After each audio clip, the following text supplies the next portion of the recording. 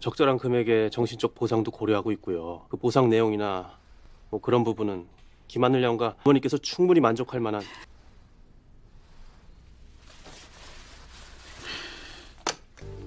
안심하세요. 아직 법원령은 아니니까. 외국 간다고? 그래.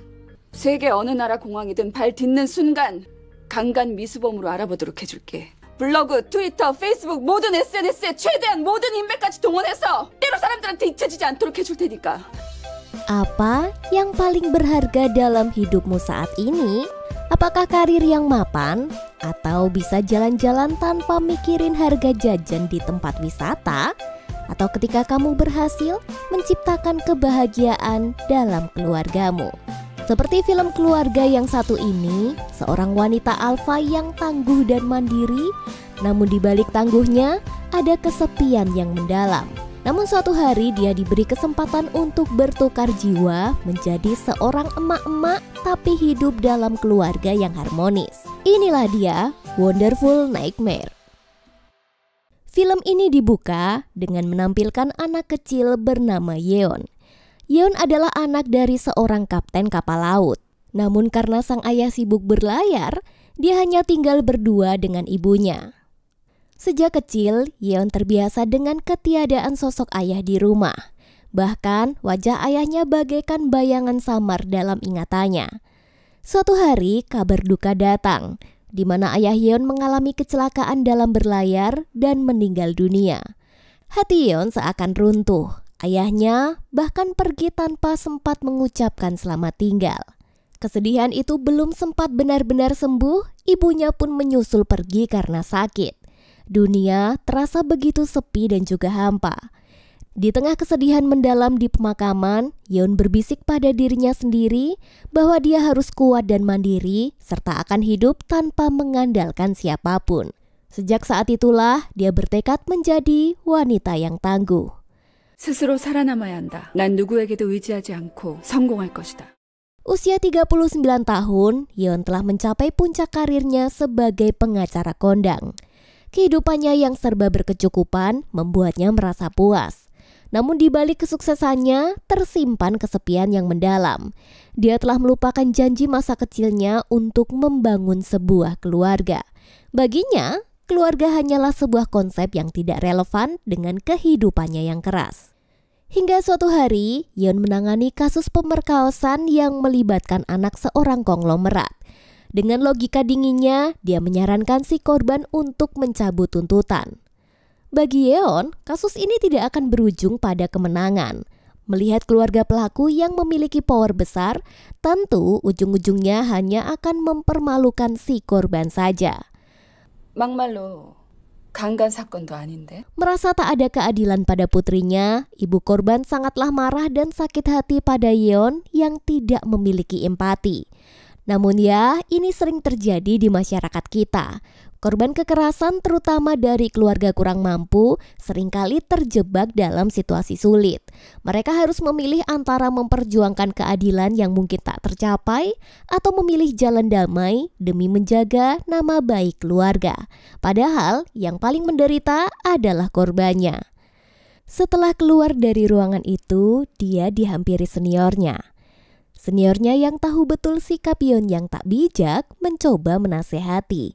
Bukankah seharusnya seorang pengacara berpihak pada korban, apalagi korbannya ini adalah orang miskin? Namun, Yeon hanya mengabaikan jika di zaman sekarang semua membutuhkan hal-hal yang rasional. Hati Yeon ini sangat dingin bahkan pada sesama perempuan. 연수원 때부터 여전하네 이현우. 자살 시도도 했었다더라 그 피해 여학생. 엄청난 빈부의 차이를 만드는 기준인데.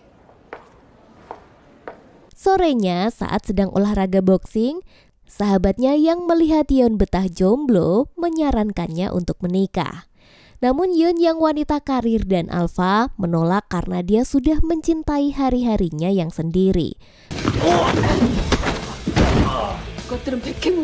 Karirnya sudah bagus dan semua bisa dia dapatkan dengan mudah. Baginya punya pasangan itu ribet. Malamnya, Yeon yang memiliki jadwal padat lanjut meeting dengan seorang klien. Kali ini, kliennya adalah bos kaya raya yang lagi membuat apartemen mewah. Melihat riwayat kinerja Yeon yang bagus dan selalu menang-menangani kasus, si bos ini meminta bantuannya untuk mengurus para penghuni rusun yang akan digusur. Dengan imbalan sebuah mobil dan kartu belanja unlimited. 원래 공사 예정일이 앞당길까 해요. 문제 없습니다.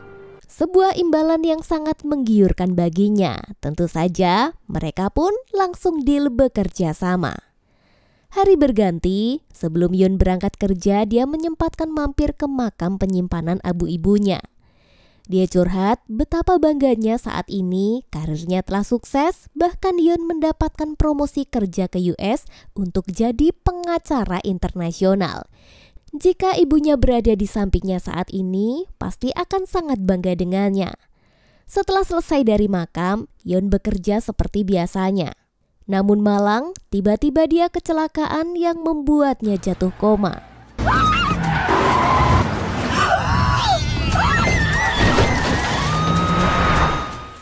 Dalam komanya ini ternyata Yeon mengalami kejadian supranatural, di mana dia seperti berada di lorong putih yang panjang.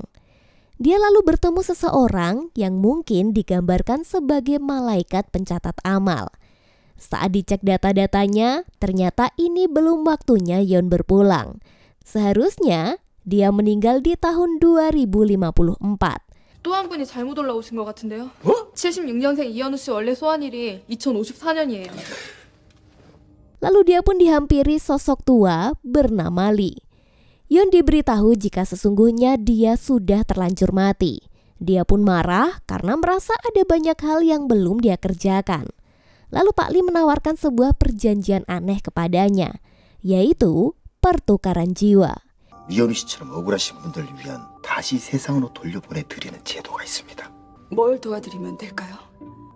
한 달을 더 사셔야 되는데. Di sebuah keluarga, ada seorang wanita yang memilih bundir. Padahal sisa hidupnya masih ada 1 bulan. Jika Yeon mampu menjalani kehidupan yang lebih baik, maka dia akan dikembalikan pada tubuh aslinya yang sedang koma. Apakah Yeon akan mencobanya? Ya, dia bersedia menerima kesempatan ini. Dan tiba-tiba dia pun terbangun melihat dirinya berada di dalam tubuh seorang wanita paruh baya. Dia baru saja mengetahui bahwa dirinya kini telah dihidupkan kembali dalam tubuh orang lain. Dia harus menjalani kehidupan seorang ibu rumah tangga yang jauh dari impiannya sebagai seorang pengacara. Namun, ia juga sadar bahwa kesempatan ini adalah satu-satunya cara untuk bisa kembali ke tubuh aslinya. Dalam kebingungannya, tiba-tiba muncul seorang pria habis mandi. Ternyata itu adalah suami Yeon di kehidupan singkatnya dan dia bernama Sung. Rasa syoknya belum cukup ketika tahu bahwa Yeon juga memiliki 2 orang anak. Putrinya yang sedang remaja bernama Haenol dan anak laki-lakinya bernama Gangyo. Suami dan 2 anaknya yang melihat sikap aneh Yeon mengira jika semalam ibunya habis nonton film horor. Pagi itu, Yeon mengantar anak laki-lakinya ke sekolah.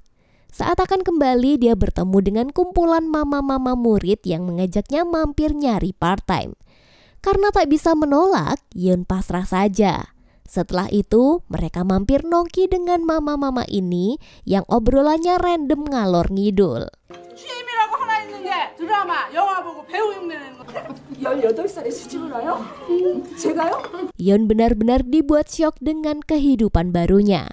Baru saja sehari jadi ibu rumah tangga, Yeon sudah tidak kuat dan ingin kembali ke kehidupan sebelumnya. Namun tiba-tiba sosok Pak Lee muncul lagi dan menyarankan ini adalah satu-satunya cara agar bisa kembali ke raganya yang dulu. Jadi daripada meratapi, bukankah lebih baik Yeon menerima saja kehidupannya yang sekarang? 자꾸 그러시면 데리고 올라갈 수밖에 없습니다. 명심하십시오. 내 인생이 아니잖아요. 이젠 이현우 씨 인생이죠. Lagian ujian ini hanya berjalan selama 1 bulan saja. Akhirnya, Yeon mulai mempelajari siapakah dirinya saat ini dan apa yang harus dia kerjakan. Pertama-tama, dia akan berbelanja. Namun saat akan membayar, ternyata dia tidak sekaya di kehidupannya dulu. Uang dari suaminya sangat terbatas dan hanya bisa membeli beberapa bahan makan saja. Selang beberapa saat, Dia dikabarkan jika anaknya sudah dari tadi pulang sekolah dan tidak ada yang menjemput. Untunglah ada mama murid yang mau menjaganya.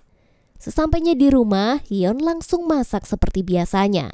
Pak Sung dan kedua anaknya sangat bingung dengan tingkah ibunya hari itu.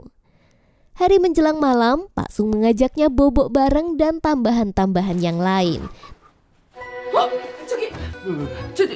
이보세요. 벗으시는 겁니까? Tentu ini di luar kebiasaan Yeon. Dengan kemampuan boksingnya, Yeon melintir tangan Sung dan mengeluarkan pasal-pasal pemerkosaan yang sudah jadi hafalan dia di kehidupannya dulu. 그래서 아무것도 모르는 18살짜리 꼬셔서 임신시켰니? 아동 청소년의 성보호에 관한 법률 위반 제7조. 아동 청소년과 성관계한 사람은 몰라? Jadilah malam itu mereka bobok terpisah. Paginya, Pak Sung curhat kepada temannya, kok istrinya jadi beda ya? Si temannya ini bukannya memberikan saran yang baik, dia malah nambahin overthinking. Namun dia langsung menepis dan bilang jika istrinya ini tidak mungkin selingkuh. Dan dia sangat percaya sepenuhnya kepada Yeon. Jadi, Pak Sung ini adalah pekerja bawah yang sering diremehkan. Kinerjanya memang bagus dan idenya cemerlang, terutama tentang rancangan peredam suara kereta. Namun atasannya yang bernama Choi malas menanggapi karena ide itu dirasa tidak menguntungkan. Lebih baik memikirkan proyek trotoar yang untungnya jauh lebih besar. Di tempat lain ada Yeon yang sedang nongki bersama tetangga-tetangganya. Di sana mereka membahas tentang penggusuran rusun dan mengajak Yeon berpartisipasi menolak pembangunan apartemen itu. Dia jadi teringat jika itu adalah proyek terakhir yang akan dia tangani. Diam-diam, Yeon kembali ke rumahnya yang dulu dan mengambil semua berkas penggusuran rusun. Namun dia jadi teringat masih punya kartu unlimited dari kliennya. Diam-diam, Yeon mengambil kartu itu dan berbelanja tas serta baju-baju branded. Dan jika ditotal mencapai $3.100. Kasir yang melihat penampilan Yeon begitu sederhana jadi curiga jika ini bukan kartu ATM-nya. Benar saja, saat dicek nama mereka berbeda. Sekarang kita berpindah ke Hanul yang di sekolah tampak sedang didekati cowok populer di sekolahnya. Karena didekati cowok idola, tentu Hanul langsunglah klepek-klepek. Malamnya saat sedang memasak daging stik mahal, si kecil Gangyo memberikannya obat karena melihat hari-hari ini ibunya berperilaku aneh. Melihat ketulusan anaknya, terpaksalah Yeon meminum obat itu. Tak sampai di situ, Hanul pulang sekolah dan langsung minta disediakan makan untuknya. Yeon yang belum keibuan jadi marah-marah dan emosi. Dan tiba-tiba Pak Sung juga pulang dan memberikan surat cerai karena mengira istrinya berselingkuh. 어차피 좀 있으면 자동이혼이네. Suasana pun memanas saat Pak Sung menemukan barang-barang branded di kamar istrinya. Saat tengah bertengkar, tiba-tiba datang polisi yang ingin menginterogasi Yeon mengenai kartu unlimited yang tadi siang dia pakai. Di kantor polisi, Pak Sung membela istrinya dengan membuat alasan yang masuk akal. Jika Yeong tidak mencuri kartu unlimited itu. 우린 여기 수사에 도움을 주기 위해서 따라온 거지 범죄자 취급받으려고 온 거 아닙니다. 자발적인 의사로 동의해서 여기에 왔고 자발적인 의사에서 집으로 돌아가겠다는 겁니다. Untungnya, polisi percaya dan membebaskannya. Di depan kantor polisi, Pak Sung bertanya sesuatu yang mengganjal di hatinya. Apakah Yeon selingkuh? Yeon lalu bilang tidak mungkin dia melakukan hal itu. Pak Sung percaya dan mengelus kepala Yeon sebagai tanda sayang. Tiba-tiba Yeon jadi salting. Dia tidak pernah merasakan ini di kehidupannya sebelumnya. Mungkinkah Yeon mulai jatuh cinta? Saat sedang merenungi kehidupan barunya ini, tiba-tiba sosok Pak Lee muncul dan menegurnya. Baru 2 hari punya kesempatan hidup, dia sudah hampir bercerai dan dibawa ke kantor polisi. Kenapa dia tidak mencoba bersikap baik agar bisa kembali ke raga sebelumnya? Mendengar itu, Yeon jadi menyesal tidak menggunakan waktunya dengan baik. Sesampainya di rumah, Yeon dibuat makin meleleh karena suaminya tidak marah sama sekali. Pak Sung malah minta maaf karena belum bisa membelikannya baju-baju bagus agar istrinya terlihat cantik. Pagi harinya, Sung mengajak Yeon pergi ke sebuah pesta di kantornya. Ternyata, Yeon berdandan sangat anggun dan elegan tidak seperti biasanya. Dalam pertemuan itu dihadiri juga oleh kepala daerah. Dalam obrolan mereka, Yeon menyadari jika ternyata suaminya ini kerap dianggap rendah oleh Pak Choi dan idenya tidak pernah didengar. Dalam acara makan siang, Yeon dengan berani mengusulkan ide suaminya, yaitu proyek peredam suara kereta bawah tanah akan lebih bermanfaat bagi masyarakat sekitar daripada proyek trotoar yang diganti terus-menerus padahal tidak mengalami kerusakan apapun. Pak Choi pun langsung marah dan membela diri. Katanya tren desain trotoar akan terus berganti, makanya harus terus renovasi.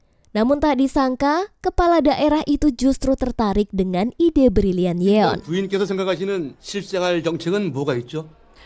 남편 아이디어라서 말씀드리는 건 아니고요. 하긴 뭐 그러네요. 예. Dia pun langsung akan merealisasikannya. Setelah pesta, Pak Choi melabrak Pak Sung dan Yeon. Namun dengan berani Yeon balik melabraknya jika dia sangat tahu betul dana hibah pembangunan trotoar sangatlah besar dan bisa dicuci-cuci. Yeon tahu permainan kotor Pak Choi. Pak Choi malah mengatai Yeon sebagai wanita jalang karena terlalu berani. 놈이나 년이나 경우 없이 대바라진 건 똑같네. 응? 네 입이나 방음해. Pak Sung yang tak terima langsung melayangkan pukulannya saat itu juga.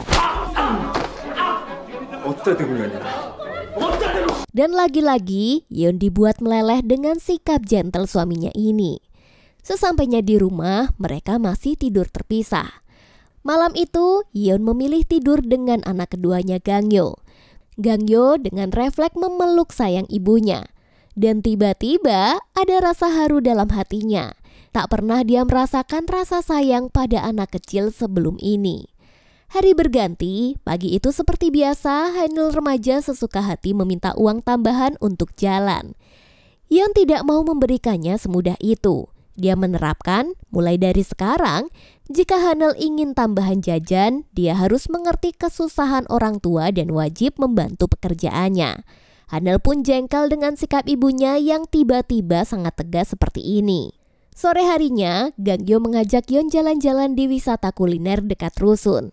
Tiba-tiba, Gangyo jatuh saat sedang berlari. Lalu datanglah bapak-bapak baik hati yang menolongnya. Namun selang beberapa saat, ibu-ibu petugas rusun datang dan menagih iuran sewa lapak pada bapak-bapak ini. Perkataannya sangat kejam dan merendahkan. Yeon pun langsung datang dan membela si bapak ini karena di kehidupannya dulu dia tahu betul jika petugas rusun ini diam-diam mendapatkan uang dari tower komunikasi yang seharusnya itu dibagikan pada warga, tapi malah ditilep sendiri. 그 전에 궁금한 게 있어요. 저기 중계기는 언제부터 저기 있었죠? 아주머니들 알고 계셨어요? 제가 알기론 통신사에서 옥상에 중계기를 설치하면 그 수익금은 당연히 잘 관리되고 있는 거겠죠. Sontak semua orang yang mendengarnya syok dengan keberanian emak-emak satu ini. Akhirnya, demi tak dilaporkan polisi, petugas ini meminta maaf pada si bapak dan akan mengembalikan uang hak warganya. Pagi harinya, Hanul yang beneran pingin uang tambahan akhirnya ikut membantu pekerjaan orang tua. Dan Hanul izin pulang telat karena akan main dengan teman-temannya. 오늘 좀 늦을 거야. 왜? 연애하느라? 엄마 진짜! Ternyata Hanul diajak kencan oleh cowok idolanya dan dia pun diajak ke rumah kosong dan cowok ini mulai kurang ajar. Saat akan berusaha melarikan diri, tiba-tiba muncul teman-teman cowok yang lain dan melecehkannya. 나 집에 갈래요. 왜? 너 배우 될 거라며. 너 이 씨발! Sore harinya, Yeon yang sedang melipat baju kaget karena melihat Hanul menangis dan membanting pintu. Dia kaget anaknya penuh dengan luka lebam. Siapa yang melakukan ini? Hanul sangat ketakutan bercerita pada ibunya. Hati Yeon juga hancur dan besok pagi dia siap meminta keadilan pada pelakunya. Pagi pun tiba di ruangan kepala sekolah, si cowok ini sudah membawa pengacara dan siap memberikan uang kompensasi pada rasa trauma Hanul asalkan mau tutup mulut dan tidak memperpanjang kasus. Yeon pun seperti dejavu pada kehidupannya di masa lalu. Dulu, saat dia menangani kasus pelecehan seperti ini, Yeon tidak pernah memihak pada korbannya. Kini karma bagaikan datang menyiksa batinnya. Ditambah Hanel juga pasrah dan bilang orang miskin seperti mereka tak mungkin bisa melawan pelaku. 난 괜찮으니까 뭐가 괜찮은데?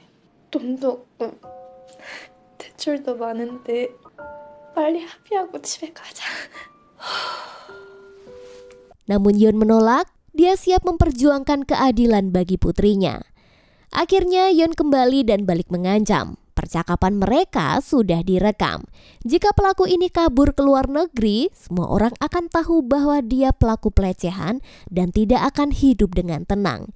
Hidupnya akan terus dihakimi dan dibenci lewat sosial media, bahkan pengacara juga akan dilaporkan ke lembaga kode etik, serta karir kepala sekolah terancam karena melindungi pelaku pelecehan. 강간 미수범으로 알아보도록 해줄게. 블로그, 트위터, 페이스북 모든 SNS에 최대한 모든 인맥까지 동원해서 하늘의 어머니. 교육부로 전화합니다. Sungguh keberanian tak terduga. Si pengacara tak berkutik melihat ibu rumah tangga satu ini ternyata mengerti tentang hukum. Pelaku yang terpojok langsung ingin main fisik dengan Yeon. Namun Yeon yang jago bela diri dengan mudah melemahkannya. 집안까지 따라 들어온 년도 잘한 거 없잖아. 붙여줄게. Akhirnya, keadilan itu pun berpihak sepenuhnya kepada Hanel. Pelaku itu dikeluarkan dari sekolah, permintaan maaf resmi, dan uang kompensasi yang sebanding. Hanel tak menyangka jika ibunya yang selama ini dianggap aneh, begitu keren memperjuangkannya. Sejak saat itulah, keluarga kecil ini semakin dekat dan harmonis. Namun, pas lagi sayang-sayangnya, sosok Pak Lim muncul dan mengingatkan. 많이 좋아지셨네요. Jika waktunya masih tersisa 1 minggu dan dia akan pergi dalam keadaan kecelakaan mobil. Yeon sungguh tidak siap menghadapinya. Rasa sayang pada keluarga kecil ini benar-benar lebih berharga dari apapun. Hari berganti, Pak Sung ternyata mendapatkan surat mutasi dari bosnya karena terlalu ikut campur dengan proyek atasan. Saat Pak Sung mencoba meminta maaf agar tidak dipindahkan, lagi-lagi Pak Choi merendahkan istrinya. Namun karena rasa sayang yang besar pada keluarga, daripada dipecat, Pak Sung akhirnya menerima mutasi itu. Malamnya, dalam suasana kencan romantis, Pak Sung cerita pada Yeon jika dia akan dipindahkan ke luar negeri. Yeon langsung merasa bersalah karena sempat ikut campur urusan pekerjaan suaminya. Tapi pagi harinya, diam-diam Yeon menemui Pak Choi. Awalnya dia masih mode kalem nih dan memohon untuk tidak memindahkan kerja suaminya. Namun karena Pak Choi masih angkuh, Yeon pun berubah jadi mode pengacara. Dia tahu rekam jejak kebusukan Pak Choi dalam setiap proyeknya. Bahkan dia kenal orang-orang KPK yang siap mengaudit harta bendanya. 조앤 마이어스의 이현우 변호사라고 합니다. 궁금한 게 있는데요. 최수철 과장도 포함되어 있나요? Pak Choi pun ketakutan, siapa sih sebenarnya Yeon ini? Hanya ibu rumah tangga, kok bisa tahu hal-hal seperti ini? Akhirnya Pak Choi pun tidak jadi memindahkan kerja Pak Sung. Sekarang kita berpindah ke sebuah minimarket. Tiba-tiba Gang Yo jatuh pingsan dan langsung dibawa ke rumah sakit. 안녕히 계세요. 어머, 아가, 괜찮니? Pak Sung dan Yeon langsung menyusulnya dengan panik. Ternyata Gang Yo menderita retinitis pigmentosa yang harus segera dioperasi. Yeon sangat syok. Bukankah itu penyakitnya dulu di masa kecil? Dokter lalu menjelaskan jika penyakit ini memang dari keturunan. Dalam kesedihannya, Pak Lee muncul dan menjelaskan, meski dia hanya menjadi ibu sementara, tapi garis takdirnya tetaplah sama. Satu-satunya menghilangkan sakit keturunan ini adalah dengan kembali ke kehidupan Yeon yang sesungguhnya. Yeon tidak mau, dia sudah terlanjur menyayangi Sung, Hanel, dan juga Gang Yo. Dia bahkan rela kehilangan hidup bergelimang hartanya sebagai pengacara agar bisa tetap bersama mereka. 변호사로서의 하루 했던 삶 다 포기할게요. 연우 씨! 없어지면 하루 병이 다 낫는다고요. Namun, kesempatan itu sudah tidak bisa dirubah. Pak Lee memintanya segera masuk ke mobil taksi. Namun Yeon meminta izin sebentar untuk berpamitan. Pertama, dia bertemu Hanel. Wajahnya begitu ceria memeluk ibunya. Yeon berpesan supaya Hanel tekun belajar dan meraih mimpinya. Hanel mengiyakan tanpa tahu jika itu adalah pesan terakhir sang ibu. Lalu Yeon segera pergi menemui Gangyo. Dia berpesan agar Gangyo jadi anak yang baik dan kuat karena mama akan pergi sebentar. Di sini Gangyo berjanji akan jadi anak yang penurut dan menunggu ibunya jangan lama-lama pergi. Setelah itu, Yeon menemui suaminya. Untuk terakhir kalinya, dia ingin dipanggil dengan sebutan sayang. Dia juga meminta Pak Sung untuk menjaga anak-anak. Setelah itu, Yeon pun lega dan berpamitan pergi. Tepat hari itu dia kecelakaan dan jiwanya berhasil kembali ke raga sebelumnya. Ketika sadar dari koma, Yeon langsung mencari anaknya, namun tidak ada. Saat datang ke rumah sebelumnya, ternyata alamat itu juga beda penghuni. Yeon kebingungan, dia merasa alur hidupnya selama koma benar-benar nyata dan bukanlah sebuah mimpi. Inilah titik balik hidup Yeon. Semenjak itu, sifat dinginnya pun berubah drastis. Bahkan dia meminta cuti kerja cukup lama dan menyerahkan proyek penggusuran rusun itu ke seniornya yang lebih bijak. Yeon juga pindah rumah dan mengemasi semua barang-barangnya. Tiba-tiba dia teringat album foto dan membukanya. Dan terungkaplah bahwa sosok Pak Lee yang hadir pada masa komanya adalah mendiang ayahnya. 내 목숨보다 소중한 우리 딸. 너무 보고 싶었어요. Hari itu Yeon berencana berlibur ke Selandia Baru. Saat berada di pesawat, tiba-tiba dia mendengar suara yang tak asing. Dia adalah si kecil Gangyo. Lalu datanglah Hanul dan Pak Sung yang menyusul di belakang. Ternyata takdir membawa mereka untuk duduk sebangku dan sama-sama akan berlibur ke Selandia. Pak Sung berlibur setelah meninggalnya sang istri dan Yeon berlibur karena merindukan tempat masa kecil bersama sang ayah. Kebahagiaan memanglah sederhana, meskipun ya uang memanglah penting, tapi ketika kamu bisa makan malam lengkap dengan anggota keluargamu, bercerita hari-hari yang kamu lalui bersama mereka, dan saling memeluk adalah kebahagiaan yang tidak terukur. Dan film pun tamat.